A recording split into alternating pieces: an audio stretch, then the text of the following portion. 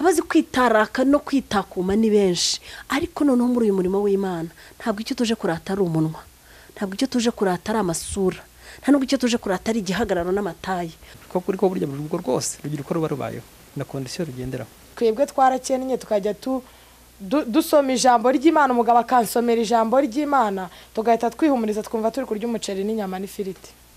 kuko niba ndi evangeliste Eliane ariko nkaba nzanirata yuko umugabo yananiye sindi mwiza se di oya, icyo gihe ndacyari umunyeshuri wo ku gice, ninjye kubanza niga igice, nibiba ngombwa hari ikintu nkundira ba Adventiste babana gusubiza mu mazi bakakubatiza. Biba byiza iyo ubanje kubaka ibyawe mu rugo, sibyo bikabanza bigakomera, ukabuzi neza ko mu rugo iwawe ari intangarugero, uri butangireho n'urugero wa muntu uje kugutsaba inama cyangwa kugisha inama, kamwe rutinya mari wanjye mbigenza gutya, urimo nabyumva kuko ntabwo uzajya ko mu rugero rw'ibyo udakora.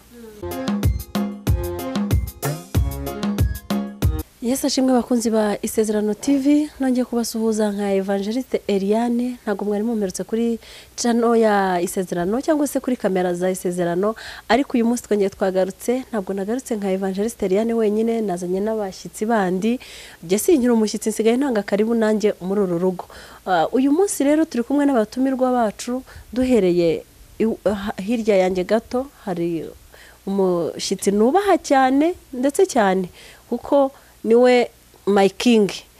Turakwakiriye kuri channel ya Isezerano. Murakoze cyane.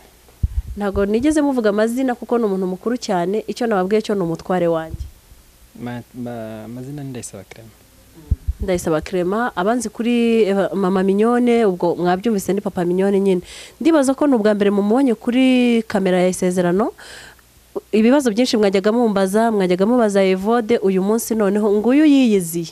Ndibaza ko biri busubizwe, Uwiteka naza kumfasha nkabasha kugerageza bimwe nkabisoma cyangwa se nawe ibyo yibuka yasomye muri komenti turaza kubisubiza dufatanije. Ndetse iburyo bwanjye hari undi mushyitsi Marinette Machoine kama Eliane. Murakoze cyane. Amazina yanjye nitwa Adeline Wananiwe cyangwa se mama Nice Blessing. Umubyeyi w'abana 4 n'umutware umwe. Wow, nanjye ndi umubyeyi w'abana 4 n'umutware umwe, n'umutware wanjye nawe ni umubyeyi w'abana 4 n'umugore umwe. Murumva ko ni ibisubizo mbese. Uyu munsi ku Isezerano mufite umugisha mwinshi cyane wo kubana n'ababyeyi bafite abana 4. Ubwo 4 nabo twakuye mu nda, please mutagira ngo nibo bana dufite bonyine, tuba dufite n'abandi turera mu nshingano zacu. Narabibabwiye ko giye mfite abana benshi ndera n'umutware wanjye, ubwo na Adeline wenda nubwo atarabimbwira ariko ndabizi. Ntabwo turi ababyeyi bari limite, ndetse njya nkunda kuvuga ngo Uwiteka nabishaka kuko ndi umurima we, ntabwo ari jyewe wiyobora, nabishaka azanyongera n'abandi no mu nda mbabyare, ndacyari muto n'akabaraga ndacyagafite. Aderi, amakuru yawe? Ndashima Imana. Urabona se ubunyamakuru bwambera cyane rwose, ahubwo mva niwo mwuga wawe. Aderi, mu buzima busanzwe ukora iki nk'abantu bakubonye bwa mbere kuri kamera z'Isezerano cyangwa se nk'abantu batari bakuzi? Ni iki bakumenyeraho? Password igihe abantu benshi banziho nuko nkunda guseka.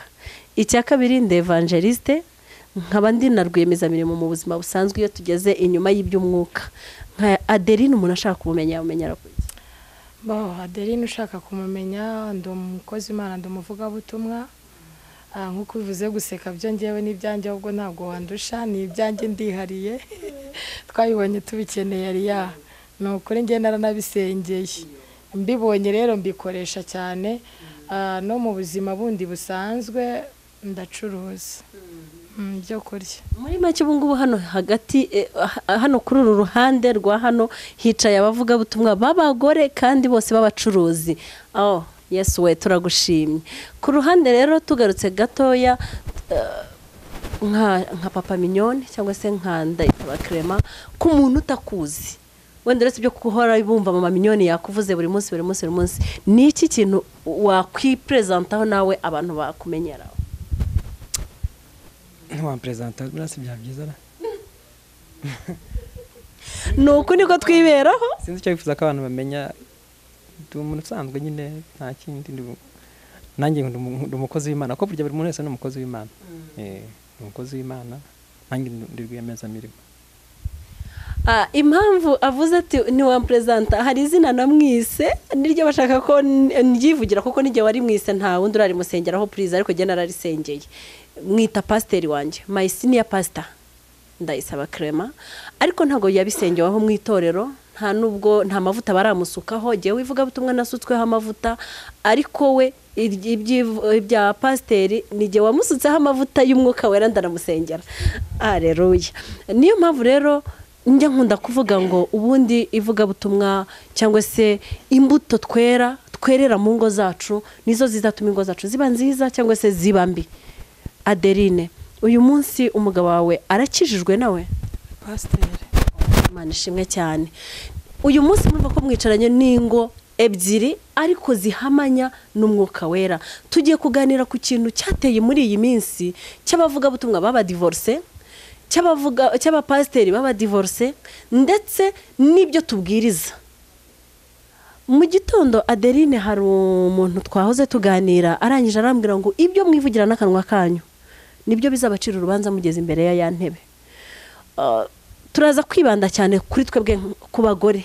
Umutware wanjye nawe yaje kutwunganira ku ruhande rw'abagabo ndetse nawe araza no kutubwira no ku madefo abagore twebwe tugira ababaza abagabo, natwe turaza kumutuma ku bagabo amadefo abagabo badukorera ajya tubabaza. Aderi, hamaze iminsi hari ibintu bitameze neza, reka mvuge sinavuga ko jewe sindimo ngendera ku nkuru zirimo zicicikana uyu munsi cyangwa zihitinga, ndareba zatambutse kuva na kera.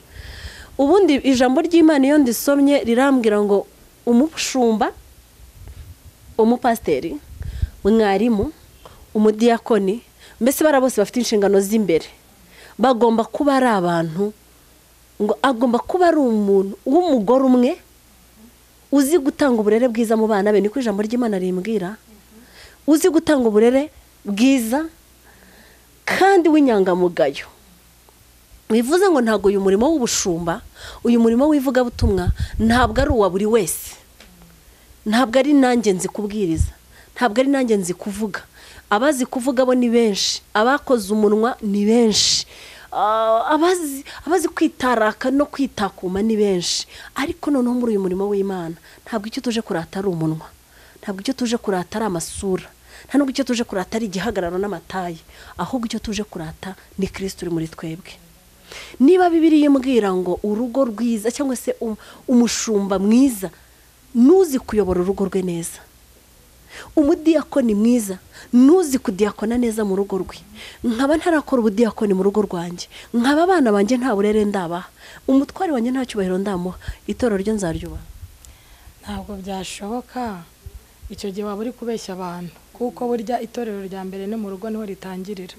Utazi rero kuyobora itorero ryo mu rugo ntabwo bishoboka ko wajya kuyobora abantu 800 1,000 bingahe, kandi wawe mu rugo nimba ngewe ndi umubyeyi w'abana 4 n'umutware nkaba ntazi uburyo ngomba kubayobora, ntazi kubabera umushumba, ntabwo najya ku mushumba w'abantu 1000 kandi abantu 4 barananiye. Ntabwo byashoboka rero nabandi kubeshya abantu. Papa Mignone, nkawe nkuko mpora mbivuga ngo uri senior pastor, rugo utabasha kuyobora, kurushyira ku murongo byakunaniye, uvuga nka gushingana ijosi, wavuga abana bakikubita bakigendera, bakaguha itorero ry'abantu byibuze reka twe kugira 2,000, bakaguha itorero ry'abantu 200, wabasha kurishumba? Biragoye, ntabwo byakunda, kubera kugira ngo ubashe gushumba itorero ry'abantu benshi cyangwa ubashe kuyobora abantu benshi nuko no byibuze ni wawe byibuze hari ibyo gukora, kuko akenshi na kenshi biragorana cyane kuba wayobora itorero cyangwa wenda kampani wenda cyangwa ahantu hahurira abantu benshi cyangwa ibintu byinshi abantu benshi wowe mu rugo bitameze neza, ntibishoboka, biragoye. Reka mbaze ngaruke kuri wowe cyane. Abantu benshi kubera ukuntu bambona meze, nawe wenda hari abakuziho gake, hari n'abatakuzi, bajya bavuga ngo uri inganzwa, ngo nta jambo ugira mu rugo rwawe. Ese koko nawe turi imbere ya kamera, turi imbere y'Imana, turi imbere y'abantu, nawe iyo ubirebye ubona ibyo bavuga koko ari byo? Nasubiye icyo kibazo kweri sinzi impamvu nakibaza. Sijye wibarije impamvu nkibajije nuko muri komenti nyinshi zo kwisezerano kiriho. Ariko ngewe ku bwanjye burya ngewe umutima wanjye niwo ndeba cyangwa wa mugenzi wanjye. naho ibyo abandi batekereza n'uburenganzira bwabo, ntabwo wabuza umuntu kuvuga ibyo ashaka. Ngewe ku bwanjye nawe nitwe tuzi imibanire yacu. Uko kuganzwa cyangwa ubwo buganzwa bavuga ntabwo ni uguca imanza no kuvuga ibyo bashaka, ariko siko kuri. Ko kuri ko burya urugo rwose rugira uko ruba rubayeho na kondisiyo rugenderaho n'uburyo abantu babiri bafite uburyo bumvikanye ibintu babigendanamo. Icyo bita ubuganzwa rero cyangwa bita kuganzwa, buriya bo wenda kubera bakubonye kenshi wenda uvuga bakabona sinzi wenda bashobora kuba bumva ko wenda umugabo watanabikwemerera wenda bo bagiye ku mbaraga zawe. Ngira ngo niko ku magambo wenda sinzi wenda n'ahandi wenda babikuye kuvuga ayo magambo. Sinzi niba ari kuri kamera aho bakubonye cyangwa kuri mu biganiro, sinzi niba hari ahandi hantu wenda babonye ubwo buganzwa. Nuba n'umuntu ajya kwandika muri comment ngo bigaragara ko wenda ko umugabo wawe ari inganzwa, ubwo wenda yakabaye afite ubuhamya bugaragaza ko ndi inganzwa. Ntago yakabaye bivuga kuri kamera uko yakubonye uvuga. Yakabaye yarinjiye mu rugo rwanyu cyangwa yarabonye ahantu wenda akavuga ati bana uriya mugore ndamuzi, umugabo we yamugize inganzwa, akaba ari ubundi buhamya afite, naho atari byo kuvuga ngo yakubonye kuri kamera uvuga. Naho rero burya ntabwo wabuza abantu kuvuga, nta nubwo wabuza umuntu kuba yavuga ibyo ashaka cyangwa yareba ibyo ashaka. Ni uburenganzira bw'umuntu. Niyo mpamvu burya urugo ari ikintu kinini. Kugira ngo nzamenye urugo rw'uyu mumama biragoye uburyo abayeho n'umugabo. Naho guhura nawe mu muhanda cyangwa guhura nawe ahantu mu kazi wabo aho bakorera wenda n'urugendo bakorana n'umugabo, nkatangira nkabacira imanza nk'abandi, uyu mugore yagize umugabo w'inganzwa cyangwa uyu mugabo yaturamatije umugore we. Ntabwo aka kanya wasoma urugo rw'umuntu mu gihe gito cyangwa mu munota umwe ngo uhite urumenya. Ntibishoboka. Nkuko nanjye ntashobora, nkuko umugabo adasoma umugore we mu isegonda rimwe ngo ahita amumenya bakibana. Bisaba long time, kuko ntabwo ari umuntu muba mwaravukanye, ntabwo ari umuntu muba mwarabanye imyaka myinshi. Ni umuntu muba mubonanye gutyo, yareberewe mu mico y'iwabo nawe warerewe mu mico y'iwanyu, mugahurira aho ngaho mushaka kugira ibyo mwubaka. Niyo mpamvu rero bigoye kudefinisa umuntu. Uhita udefinisa umuntu ngo uriya mugabo ni inganzwa cyangwa ngo uyu mugore ngo yaragowe. Ndumva ngewe ibyo ngibyo nta gaciro nabi. Bakunze ibisezerano, ngira ngo icyo ni ikibazo mwakomeje kugarukaho kenshi cyane, ndetse hari n'uwigeze kuza abaha ubuhamya yuko abizi neza cyane, ariko ndizera yuko yabihamije umunsi umwe ntiyanagarutse.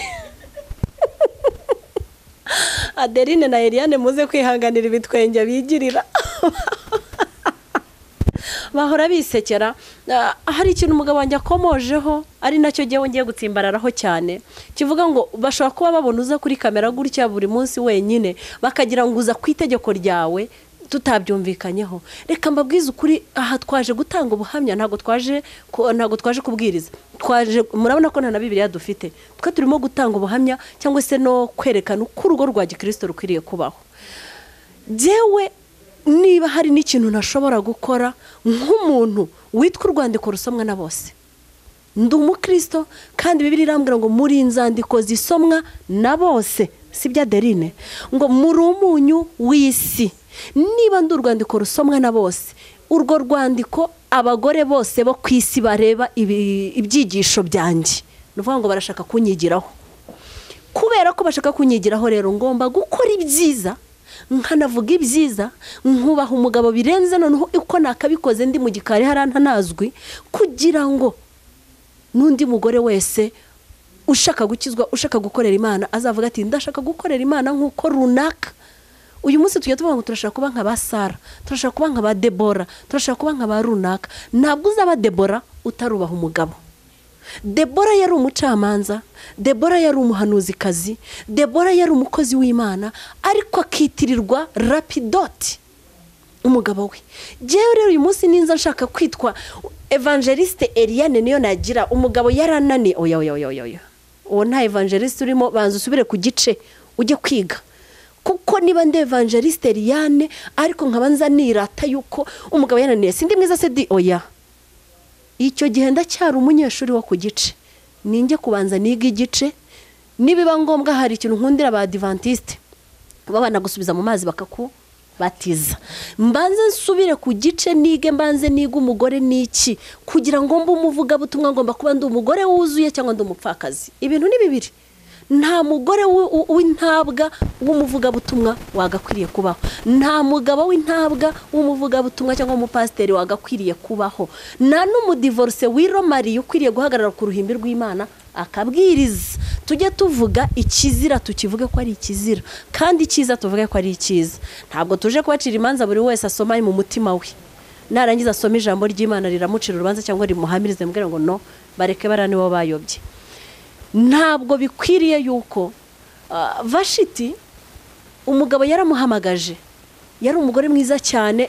Vashiti yaturushaga ubwiza twese babandi tujya twirata ngo turi beza.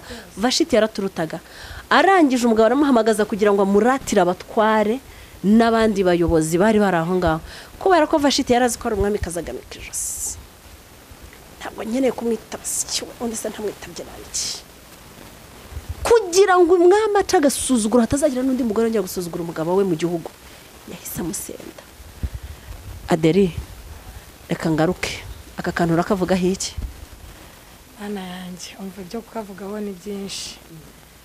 Umwami yaciye Vashiti ku ngoma yiwe y'ubwami kubera agasuzuguro. Ubundi nta mugore wasuzuguye umugabo Eliane.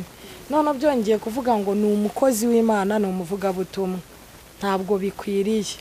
None oya, ntabwo burya ababitwaje umuntu ntabwo abitwaje Imana, niko navuga, kuko nimba baye uri umukozi w'Imana, erega abanza usobanukirwe ngo umukozi w'Imana ni iki, ese agomba kuba ameze gute, ese agomba kuba yujuje iki. Rero nimba ntabashije kubanza kuzuza bya bindi bisabwa ngo mbe umukozi w'Imana, icyo gihe naba ndi kubeshya abantu, ntabwo naba ndi umukozi w'Imana. Rero bari akantu uvuzeho ngo ntabwo bikwiye kuvuga ijambo ry'Imana uri umudivorce, uri umugore utuzuye, uri umugabo utuzuye. Ubundi ntabwo bikwiye. None se nimba ndi umudivorce nzajya kukubwira we Eliane tuvugire umukristo wanjye, byakomeye mu rugo iriya hirya ari bitari kumvikana, nje kukugisha inama nkubwire ngo Eliane ngira inama, byakomeye mu rugo nitware gute? Nzakubwira ngo genda wihangane kandi nanjye narihangane. None se urumva nta yindi nama nyine usibye kugira ati genda uzinga utwawe n'Imana ntimushaka, ntabwo imwemera, dore uriya su wawe, zinga utwawe Imana izaguhereza uwawe. Nicyo nzakubwira ko nanjye nicyo nakoze.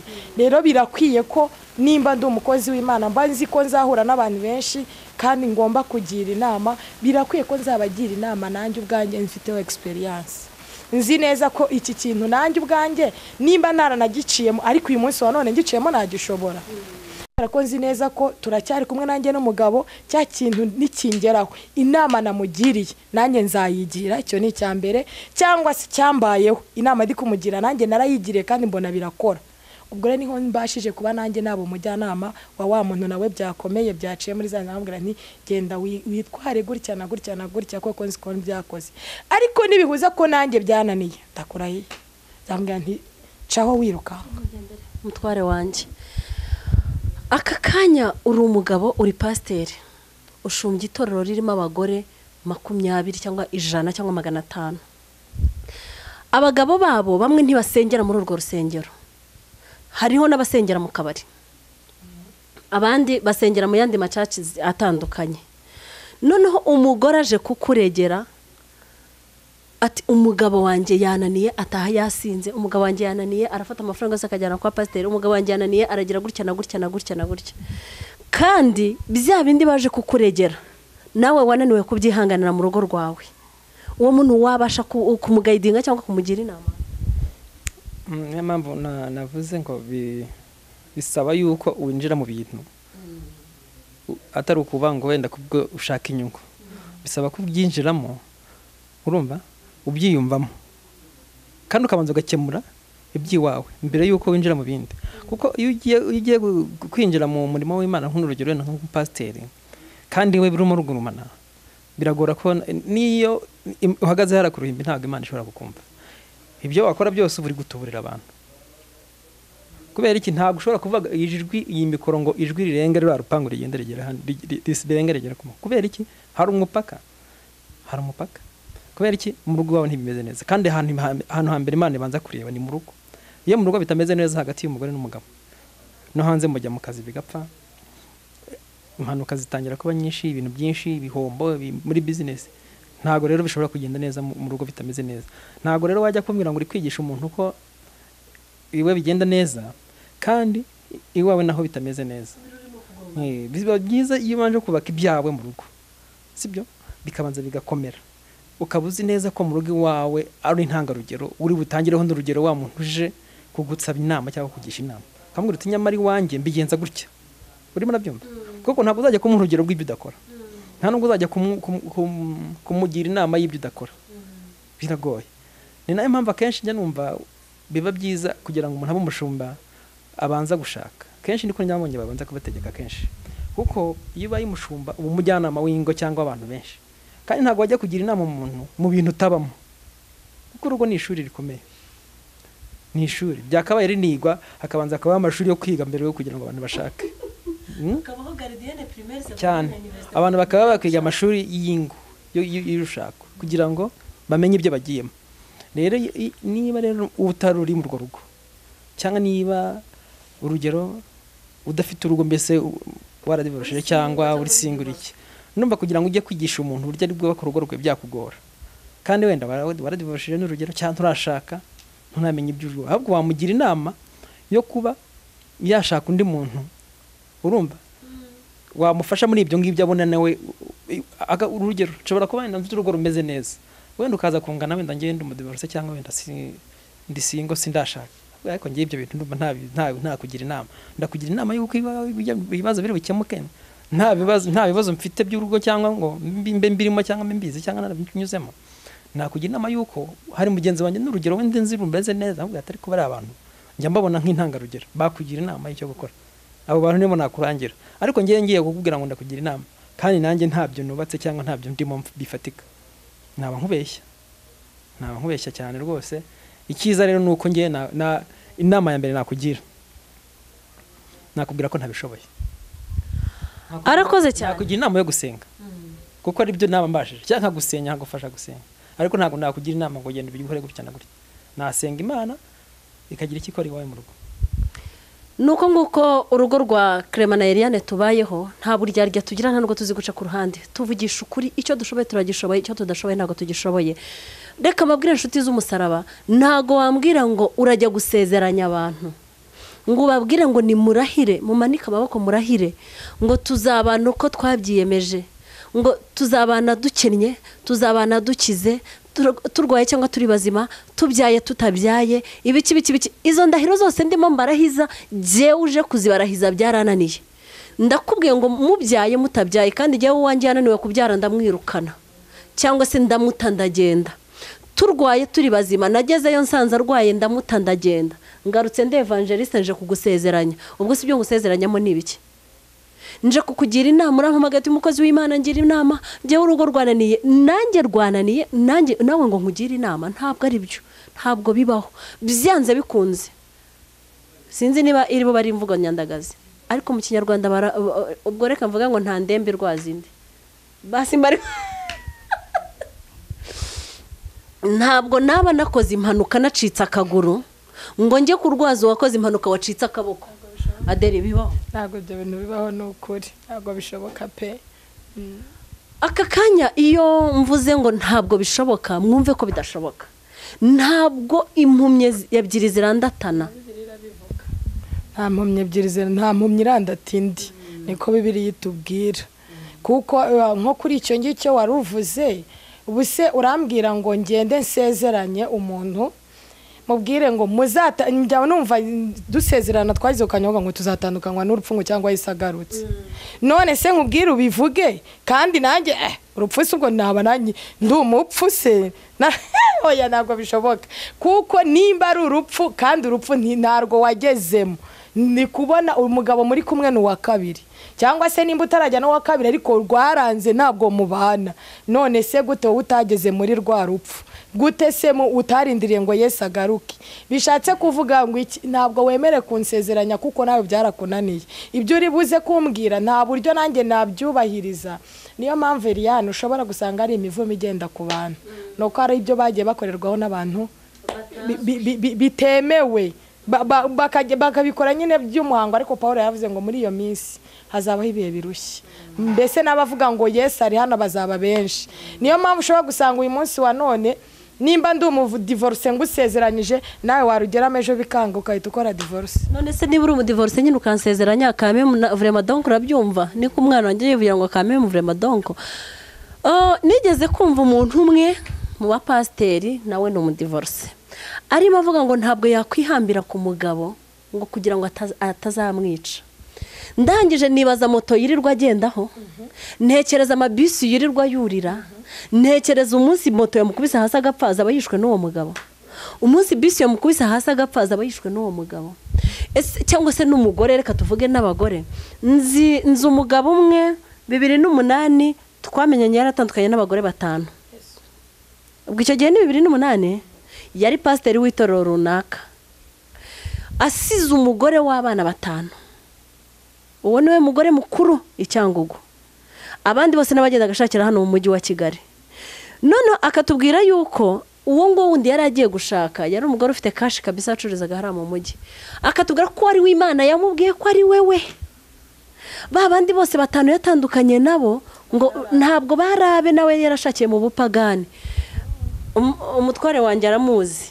Uyu munsi nkuriya muntu yaza kudusezeranya cyangwa se nk'abantu yasezeranije ko na nyuma ya wa wundi baratandukanye, na nyuma bashaka undi baratandukana, na nyuma amaze gushaka nabandi uyu munsi ari Kampala. Uwo muntu wambwira ngo urugo yasezeranya sheri rwagira umugisha cyangwa rwanaramba? Ntabwo rushobora kuramba, ariko biranashoboka ku ruhande rumwe. Uti kubera bo bamaze kwakira agakiza bakirwanira iki? Kuko ushobora kuba wenda wowe urugero uri pasiteri gukora ibibi, urumva, ariko ngewe kubera ko ngewe nge n'umugore wanjye tuje gusezerana mu itorero ryawe twarabyumvikanyeho, kandi natwe imitima yacu ihamanye, kuko buri gisezerano Imana yemera ntabwo ari ryo pasiteri aguha, ni ry'imitima yacu twembi nge nawe. Sorry banza nakibajije nabi so barashaka kubaza. Nashaka kubaza uyo muntu arabasezerana ariko ni nawe mujyanama. Buri inama ze tuzubakiyeho urugo rwa inama zuzubakiyeho ntabwo rwakomera. Niyo mpamvu burya cyane cyane ubundi ngiye mu rugo cyangwa mu bijyanye n'urugo numva inama za mbere ari z'abantu babiri aba bagiye kubana, izo bajyanye, ibyo bumvikanyeho, ibyo bagiye gukora cyangwa ibyo bazakora cyangwa ibyo banyuramo mu buzima bwa buri munsi. Naho burya ubundi no kugisha inama ntabwo byakabaye byiza, nuko nyine hari igihe biba ngombwa ko ujya kugisha inama, ariko nk'urugero kuri jyewe kugira ngo nzajye kugisha inama y'ibyerekeranye by'iwanjye mu rugo nabiha nka 0.5% urumva iyo poe nani yo ntuza, kugira ngo uzajye kumva nagiye kugisha inama umuntu runaka ngo mu rugo wanjye gutya na gutya mbigenze gute, ntibikunda kumbaho. Ntago rero burya kugisha inama cyane ari byiza, kuko ari igihe ugisha inama akaba yakuyobya, akakubwira ibidahwanye n'ibyo wifuza, cyangwa akakugira inama uzi ngo iri bigufashe ahubwo ikaguta mu bibazo byinshi. Niyo mpamvu rero kenshi ngiye nibaza ko abantu babiri basezeranye ubwabo ari bo bagira. Naho umupasiteri cyangwa umuntu udafite agakiza gahamye yitwa pasiteri yishanya, wowe rwose kukugira inama kenshi na kenshi akugira inama kubw'inyungu ze, urumva, kuko akenshi bari baba bakurikiye inyungu zabo, ntabwo baba bakurikiye gukora umurimo w'Imana nk'ihame, ahubwo baba bakurikira inyungu zabo. Izo nyungu rero bishatse kuvuga ngo ugendeye kuri izo nyungu, abagendeye kuri izo nyungu ze akakugira inama bihwanye n'inyungu ze cyane ibyo ashaka. Nibyo ngibyo numva navuga ko icyo ngicyo. Arakoze cyane ati ntabwo namugenderaho, hari ikintu avuze mutigeze mwumva neza, reka nongere ngisobanure.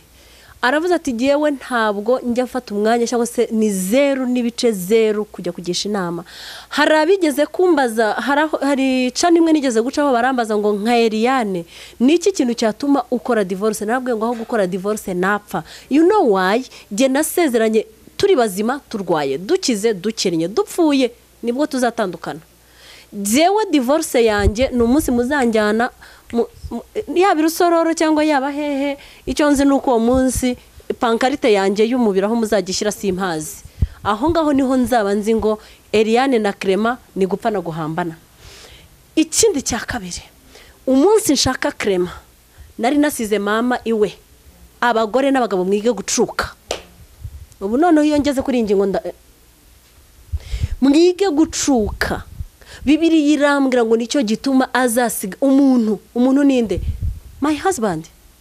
Azasiga se na nyina akabana n'umugore we akaramata. Bivuze ngo niba yasize se na nyina yabasize nyine point entre.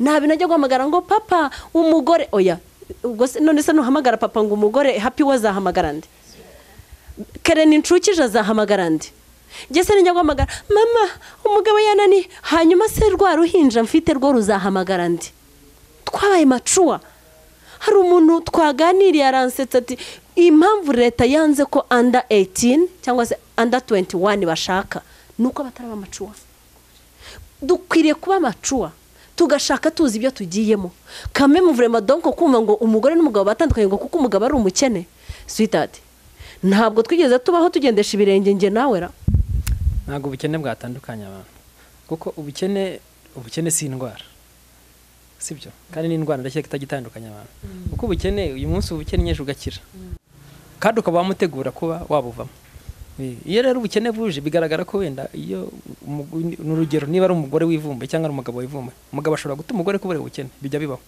n'umugore ashobora gutuma umugabo kubera ubukene icyo gihe rero ntago baba barashakanye imitima yabihamanya ntabwo baba bumvikana kuko icyo gihe mugeze mu bukene icyo mukora cyambere ni ugusenga mwamara gusenga mukajya inama y'uburyo bw'ubukene mwabuvamo muhimba icyo mushaka muhimba icyo gukora mushakisha icyo gukora wagenda gucuruza agataro wajya mu isoko ugashaka agatando gacuruzaho inyanya cyangwa iki ariko byibuze ubwo ubukene bundi cyambere ni ubukene bwa mbere buba mu mutwe iyo bwo mu mutwe nibwo bubi ubwo mu mutwe nibwo bubi nibwo butuma ingo nyinshi zisenyuka kuko nza abantu benshi babayeho kandi bakabaho mu buzima buciriritse kandi bushoboka akagenda agashora 10,000 akabaho akagenda agashora 5 akabaho akagenda agakora ubuyede akabaho ubukene bwa mbere ni mu mutwe kuko niba wumva ko byanga bikunze niba utabonye akazi ko mu biro cyangwa utabonye akazi kari VIP cyangwa utabonye business iri VIP nturi bujye gukora ubwo nibwo bukene bwa mbere nibwo rero usanga abantu benshi bari mu bukene bari mu bazahara barahora asaba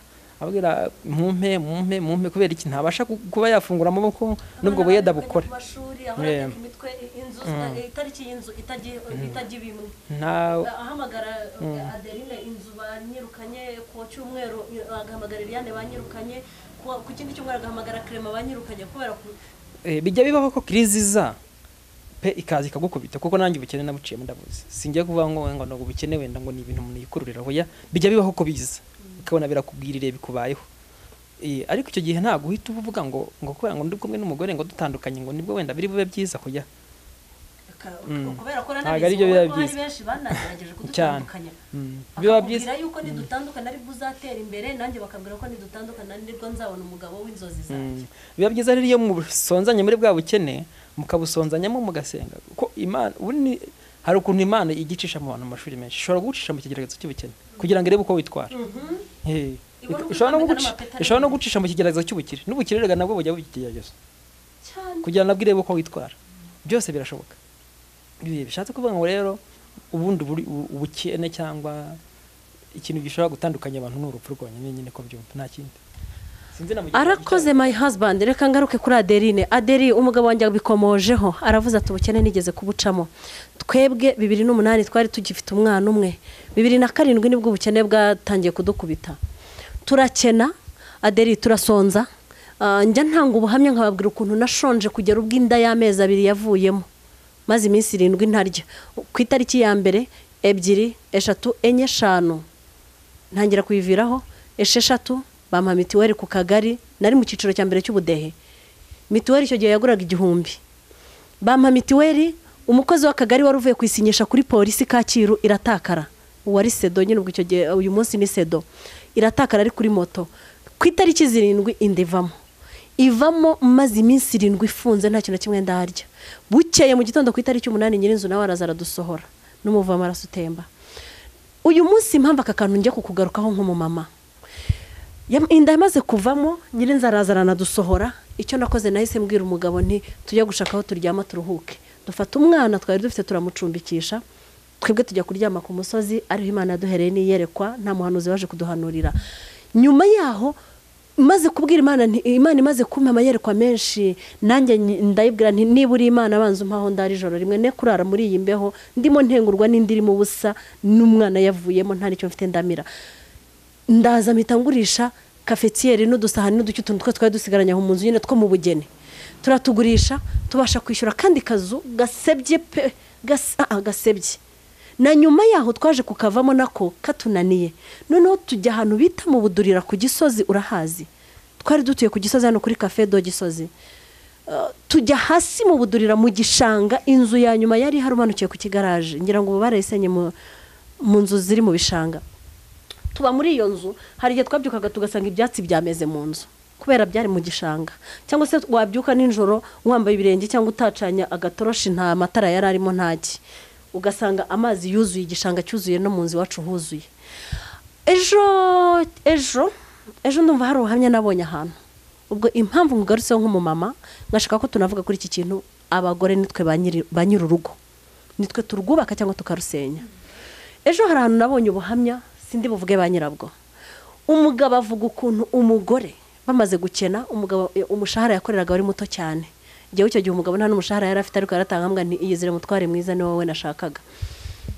Ngo atashye abwira umugore ati kubwo ubushobozi buke dufite wanyemerere tukimuka aha hantu tukajya aha n'aha, agurishije udutebe two mu nzu tukimukira aha n'aha habasha kudufasha mu bushobozi dufite.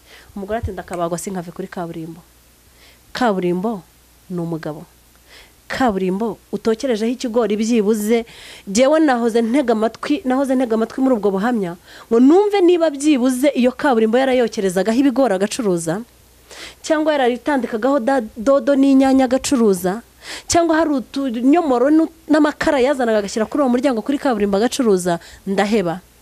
Arangije umugabo yimukiye muri ya nzu hahandi hejuru yagiye, muri bwa bushobozi aho bari gutoragura udukwi, aho bari kujya bajya gusoroma dodo, umugore nawe ahitamo guheka abana ngo yahukanira ku muntu umwe basengana. Ubwo buhamya nabwumvise agenda turika ndarira, ntekereje aho naciye, ntekereje ukuntu famiye yanjye yahagurutse ikambwira ngo tandukana n'iriya mbwa y'umugabo, nkabwira namaze kuba imbwakazi, niba umugabo wanjye yarabaye imbwa nanjye ndi imbwakazi. Uyu munsi wari imbwa ni umugabo.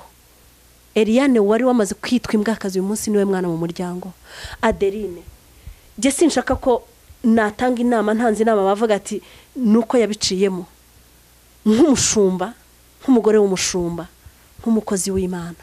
Abo babyeyi bagenzi bacu bari muri ibyo bihe, ahengera umugabo ageze mu bibazo nk'ibyo ngibyo akamuta, ahengera umugabo ageze cya gihe abana bari bakeneye kubona papa yayurira imbere yabo akamuta, agatwara abana bakajya gushaka aho barya bakaryama bagasinzira. Wabagira inama ki nk'umushumba kandi nk'umugore? Ako se ndibaza uwo muntu ubundi aba ari abasenga, aba ari umukozi w'Imana cyangwa aba ari umupagani usanzwe?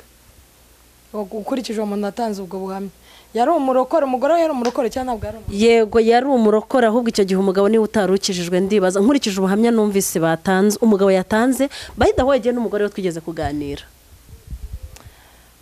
Ni ikibazo gikomeye cyane, kuko burya n'ubundi turagaruka kuri rya sezerano twari turi kuvuga, dukize cyangwa dukennye tuzabana. Rero reka nkubwire, ubukene si ikintu kiri mu bintu byagutandukanya n'uwo mwashakanye kandi mukundanye, kuko burya ibintu nibishaka, iyo bishatse biraza. Kandi ikindi cya kabiri, hari ijambo umutware wawe yavuze nakunze, hari amashuri Imana ishobora kukunyuzamo atandukanye. Ushobora kunyuza rero muri iryo shuri ry'ubukene kandi ukaribamo, n'umuturanyi ntamenye ko naririmo kubera ukuntu waryitwayemo. Rero ntabwo bivuze ngo utuwa gute se inzara kubera ko waburaye, kuko nta gihumbi cyinjiye nta rukundo ruba ruhari. Icyo gihe ntabwo yaba mukundana, kuko Eliane uvuze ari ijambo rimwe uvuze numva unyibukije amagambo nk'igihumbi. Ikintu bita ubukene naje gusanga nta muntu utajya upfa kukinyuramo, ko ngenganire n'abantu benshi bagiye bagira ubukire buri hejuru, twaganira nakumva aho yatangiriye nkumva ari hasi cyane ahubwo kurenza Adeline. Nkavuga nti si ubwo ngubwo ubukene bwatuma ntandukana n'uwo twashakanye. Rero ntabwo ubukene ari ikintu cyo gutandukanya umugore n'umugabo, noneho kandi musenga biragatsindwa n'Imana.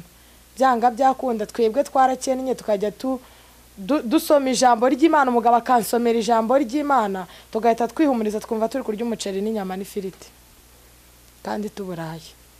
Rero ari ikindi cya kabiri, burya ubukene iyo mu bufatikanyije Eliane ntabwo wumva inzara.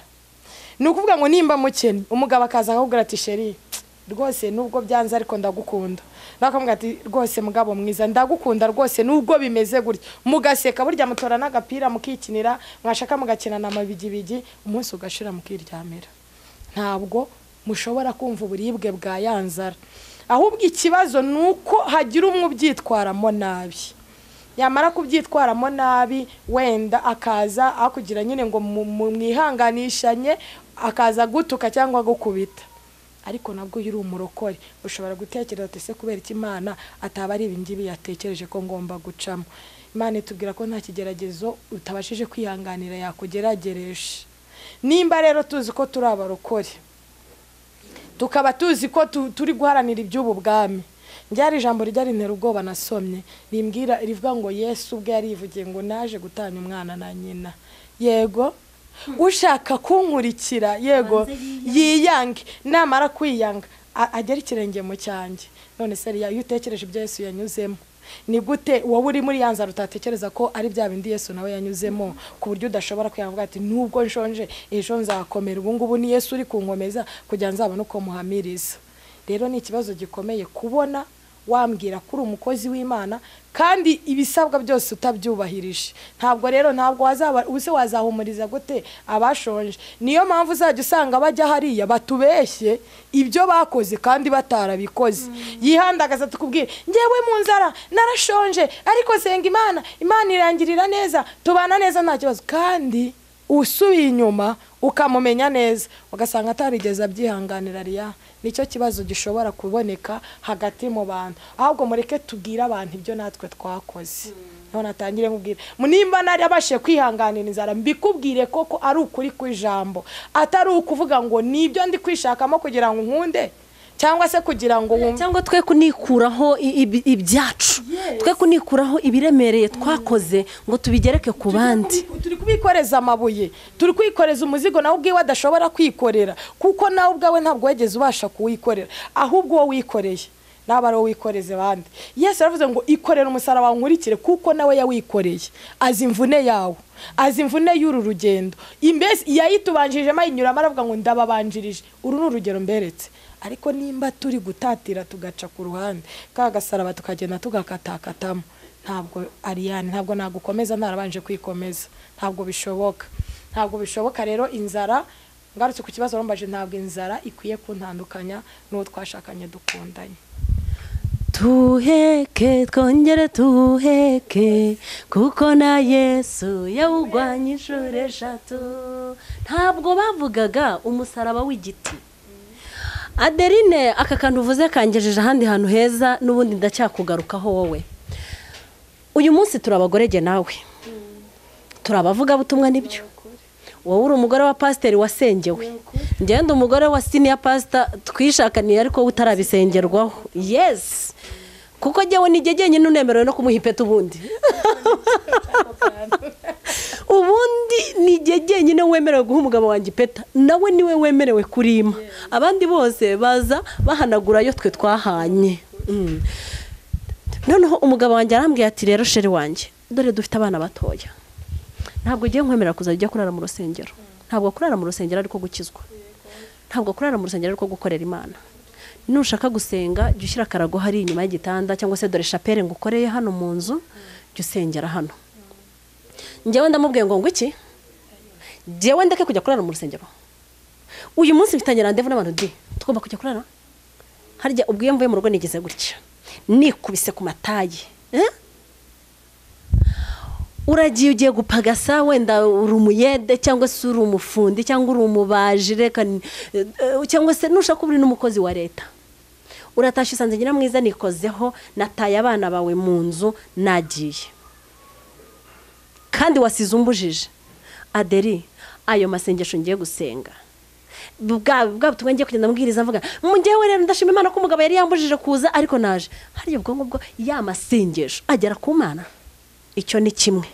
Icya kabiri, umugabo nsanze muri rwa rusengero akankubita inshyi 3, cyangwa se nashaka ntanankubita akankurura akarunkuramo, cyangwa akaza akandikira pasiteri rwandiko ati kubera ko ansuzugura akakubaha musigarane. Umugabo wanjye yabacumuye ku Mana. Umva nta gicumuro habe na kimwe umugabo afite. Icya mbere, ntabwo uzasenga Imana utareba uwo mubana, wabwirwa n'igise yaba ari we Mana, ariko ubundi reka nkwibarize. Reka nkubaze nubwo nawe wambajije, Mana warayibonye? ntabwo ni ukuri ndayibona icyo akora hari ahantu hamwe nayiboneye kandi njya mpavuga igihe cyose igiye kuba imyaka 2 kuri social media mbivuga narinzi yuko abagabo ku isi y'Imana bose ari amashitani ariko Imana njya kubibona nayiboneye muri uyu mugabo. urakoze cyane, icyo nicyo nashakaga kukubaza n'abandi bantu mu byumvireho. Ni gute usibye kumva ngo Mana yo mu ijuru data wa twese uturengere, urimo kuyihamagara mu by'ukuri nubwo uri kuyihamagara ntuzaho uri kuyihamagarira, sibyo? None se wabwirwa n'iki ko wa muntu wasuzuguye atari we Mana? Ese ubwo usanze ari we Mana?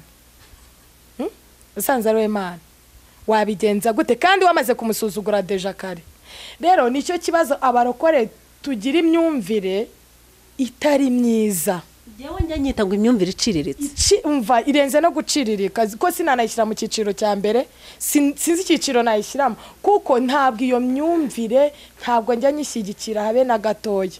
Kuko nimba utarabasha kubaha umugabo uri imbere yawe ntabwo ushobora kubaha Imana yo mu ijuru. Ngewe ndakurahiye ndaguhakane niyo waba usenga waba utubeshya abari bayari.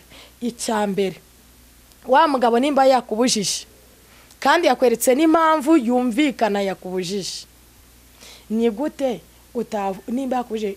Dufite abana batoya, sinshaka ko urya kurara mu rusengero kumana n'abana. Ariko zina n'abatoya none hora nakubwiye ati pastor wowe simwizera ubundi ujya kurara mu rusengero nta haraye nkande. Reka wenda nashaka wa mugani ntabari n'impamvu yumvikana. Ni kuri Ariya ubu sinatera intebe muri sari wanjye kavuga ati data wa twese nubwo umugabo ambujije kujya aho abandi bari ariko ndi imbere yawe kandi ngasenga Imana ikanyumva. None se Bibiliya ijambo ry'Imana tubwira ngo iki? Ibera hose icyarimwe.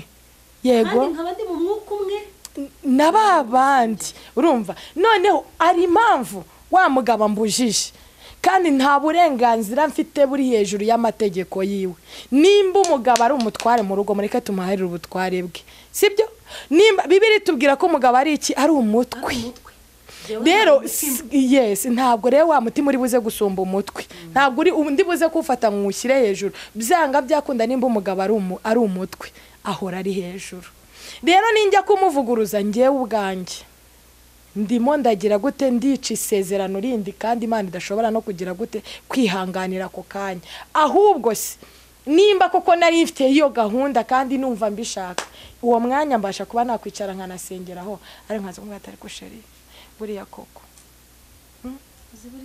ako yumbabarira ukareka nkagenda atari kuzi ibintu ibi byari bihari sheri, ariko nyine nawe erega hari icyumba cy'amabanga tugira nshuti yanjye. Njya nkunda kubwira abantu ngo ineza iboshobora kari n'umugani w'Abanyarwanda. Ubwo se wibwira ngo uyu munsi wa none yambuje ndanamwumvira n'icyubahiro cyo ndakimwa kandi ntimutegurira nk'uko bikwiriye, wibwira ngo ejo azambuza? Ntabwo nta bwenge tugira.